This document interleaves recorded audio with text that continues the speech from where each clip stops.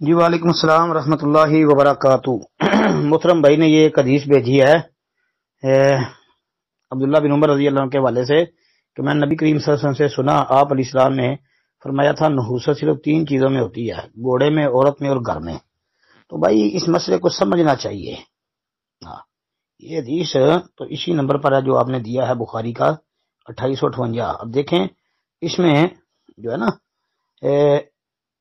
اب پہلی بات یاد رکھیں کہ عورت میں نحوست مطلب کہ وہ بانج ہو، بد خلق ہو، یعنی اخلاق اچھا نہ ہو، اور گھوڑے میں نحوست کا مطلب یہ کہ وہ ضدی اڑیل مزاج، سواری کے قابل نہ ہو، جس کی وجہ سے وہ جہاد وغیرہ کے اندر بھی کام نہ آ سکے، اور گھر میں نحوست یہ کہ وہ تنگ و طریق اور مسجد سے دور اور اس کا ہمسایہ بھی اچھا نہ ہو، یعنی یہ۔ پھر دیکھیں امام بخاری رحمۃ اللہ علیہ نے بڑے زبردست انداز سے یہ مسئلہ سمجھایا ہے، تو اس کو سمجھنا چاہیے۔ یہ کہ مسئلہ نحوست حل کرنے کا ایک بڑا ہی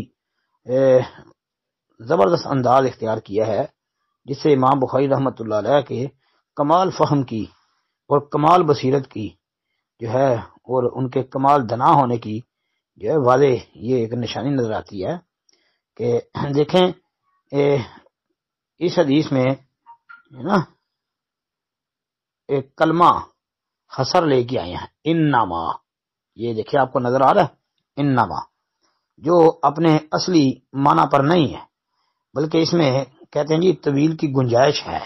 اور دوسری حدیث میں جو اس طرف اشارہ کیا کہ اگر نحوست نامی کوئی چیز ہوتی، اس کے بعد جو حدیث ہے نا 2859 نمبر، اس کو بھی بھائی سامنے رکھے نا۔ اب دیکھیں نا 2859 نمبر حدیث کے اندر الفاظ ہیں ان کان فی شیء ففی المرأۃ والفرس والمسکن۔ مطلب کیا ہے کہ اگر نحوست نامی کوئی چیز ہوتی تو عورت، گھوڑے اور گھر میں ہوتی۔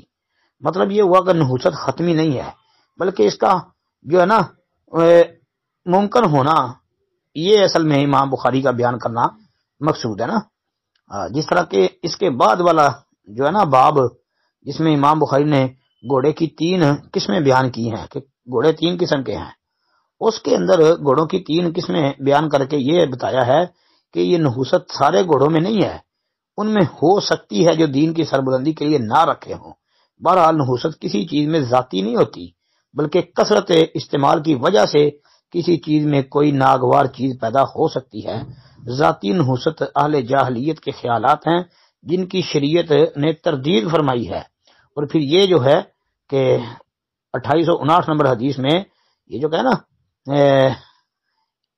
ان کان فی شیء، مطلب کہ اگر نحوست کسی چیز میں ہے، تو اگر یہ جو ہے نا ان لے کے آئے ہیں کہ اگر، یعنی اگر نحوست ہوتی، تو اس کا ایک مطلب یہ بھی سمجھیں کہ اگر نحوست ہوتی مطلب کہ نحوست نہیں ہے، جس طرح کہ قرآن میں ہے کہ لو کان فیہما آلہۃ الا اللہ لفسدتا، اگر 2 معبود ہوتے تو ضرور فساد ہوتا۔ تو اس کا مطلب کیا ہوا کہ 2 معبود نہیں ہیں، ایک ہی معبود برحق ہے۔ اسی طرح نحوست اگر ہوتی مطلب ہے ہی نہیں۔ السلام علیکم ورحمۃ اللہ۔